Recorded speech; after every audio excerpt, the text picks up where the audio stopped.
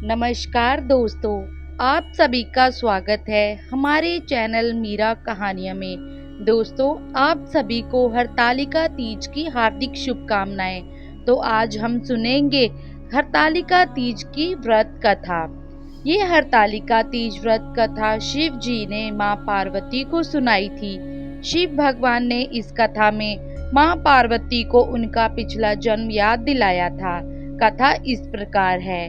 हे गौरा, पिछले जन्म में तुमने मुझे पाने के लिए बहुत छोटी उम्र में कठोर तप और घोर तपस्या की थी। तुमने ना तो कुछ खाया और ना ही कुछ पिया, बस हवा और सूखे पत्ते चबाए।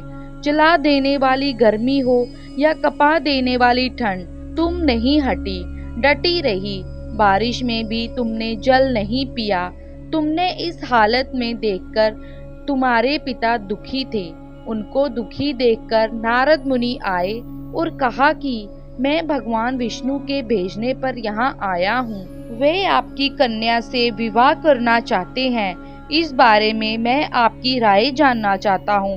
नारद जी की बात सुनकर आपके पिता बोले, अगर भगवान विष्णु ये चाहते हैं तो उन्हें कोई आपत्ति नहीं, परंतु जब तुम्हें इस विवाह के बारे में पता चला तो तुम दुखी हो गई।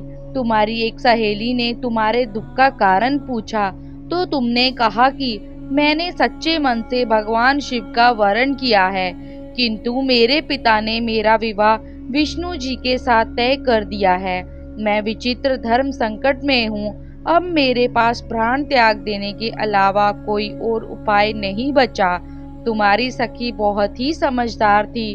उसने कहा, प्राण छोड़ने का ये कारण ही क्या है? संकट के समय धैर्य से काम लेना चाहिए।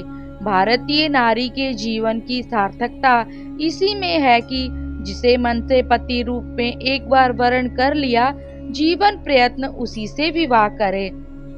मैं तुम्हें घनघोर वन में ले चलती हूँ, जो साधना स्थल भी है और जहाँ तुम्हारे पिता तुम्हें खोज भी नहीं पाएंगे।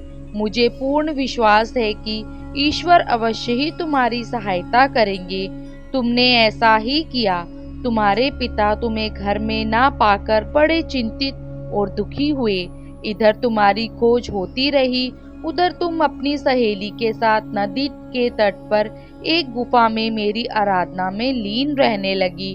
तुमने रेत के शिवलिंग का निर्माण किया। तुम्हारी इस कठोर तपस्या के प्रभाव से मेरा आसन हिल उठा और मैं शीघ्र ही तुम्हारे पास पहुंचा और तुमसे वर मांगने को कहा। तब अपनी तपस्या के फलीभूत मुझे अपने समक्ष पाकर तुमने कहा, मैं आपको सच्चे मन से पति के रूप में वरण कर चुकी हूँ। यदि आप सचमुच मेरी तपस्या से प्रसन्न होकर यहाँ पधारे हैं तो मुझे अपनी अर्धांगिनी के रूप में स्वीकार कर लीजिए। तब तथास्तु कहकर मैं कैलाश पर्वत पर लौट गया।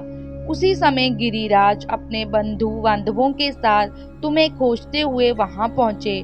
तुमने सारा वृत्तांत बताया और कहा कि मैं घर तभी जाऊंगी अगर आप महादेव से मेरा विवाह करेंगे। तुम्हारे पिता मान गए और उन्होंने हमारा विवाह करवाया। इस व्रत का महत्व यह है कि मैं इस व्रत को पूर्ण निष्ठा से करने वाली प्रत्येक स्त्री को मनवांछित फल देता हूँ। इस पूरे प्रकरण में तुम्हारी सखी ने तुम्हारा हरण किया था, इसलिए इस व्रत का नाम हरतालिका व्रत हो गया। इस व्रत से जुड़ी एक मान्यता यह है कि इस व्रत को करने वाली स्त्रियां पार्वती जी के समान ही सुख पूर्वक पति रमण करके शिवलोक को जाती हैं। सौभाग्यवती स्त्रियां अपने सुहाग को अखंड बनाए रखने और अविवाहित युवतियां मन मुताबिक वर पाने के लिए हरतालिका तीज का व्रत करती हैं। इस दिन व्रत करने वाली स्त्रियां सूर्योदय से पूर्व ही उठ जाती हैं और नहाकर पूजा श्रृंगार करती हैं। पूजन के लिए केले के पत्तों से मंडप बनाकर गौरी शंकर की प्रतिमा स्थापित की जाती है। इसके साथ पार्वती जी को सुहाग का सारा सामान चढ़ाया जाता है। रात में भजन कीर्तन करते हुए जागरण कर 3 बार आरती की जाती है और शिव पार्वती विवाह की कथा सुनी जाती है। इस व्रत के व्रती को शयन का निषेध है, इसके लिए उसे रात्रि में भजन कीर्तन के साथ रात्रि जागरण करना पड़ता है।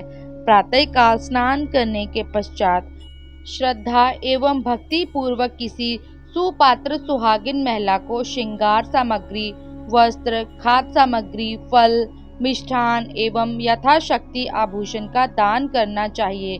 रेत के शिवलिंग बनाए हैं तो उनका जलाशय में विसर्जन किया जाता है और खीरा खाकर व्रत को संपन्न किया जाता है। दोस्तों, तो ये थी हरतालिका तीज की व्रत कथा। आप सभी को हरतालिका तीज व्रत की हार्दिक शुभकामनाएं। धन्यवाद।